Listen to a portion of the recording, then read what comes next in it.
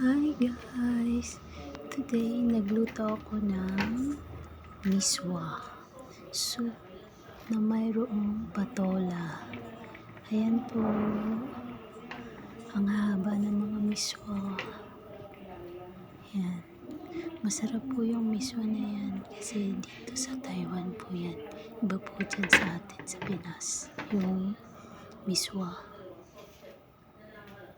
Dito talagang ano po siya, mahaba at saka medyo hindi siya mabilis maputol.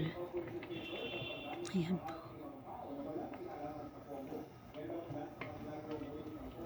Ayan.